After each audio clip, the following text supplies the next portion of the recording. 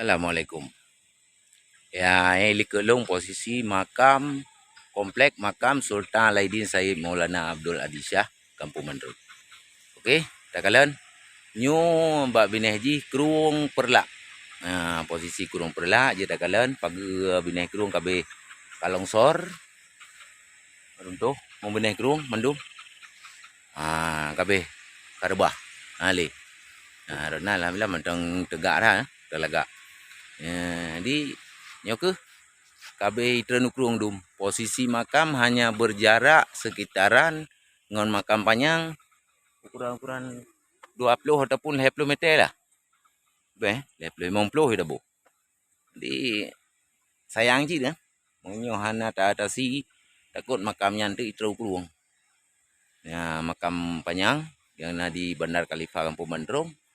Di sangat tahu dengan kerung. Nyulong kudong pah bineh reliang. Bineh reliang. Torhat posisi. Jadinya ke harus sama-sama katanya fikir kiban cara harus yang atas si sebenarnya nyo hana perle ada pegak betul-betul ndak segala macam hana perle ya. Hino sekedarnya tak minta anak kaya yang kiraji bagah udep tak pula bak kaya ngontun danau yang miyuknya lan jurungnya. Jurung kok lu. Lu.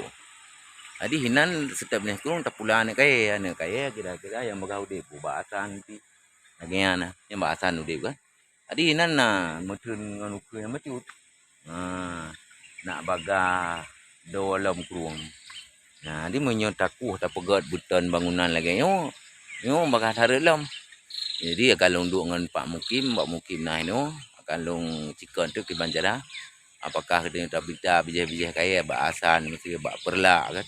Nak pertinggal long pesan bak perla untuk tak pula kembali ino baik gadah nan urang metadakeun bak perla kaya na ino kaya perla maka long nan minta bijihnya long pesan bak urangnya. Tapi kalau nak informasi yang dapat informasikan tu. Assalamualaikum warahmatullahi wabarakatuh.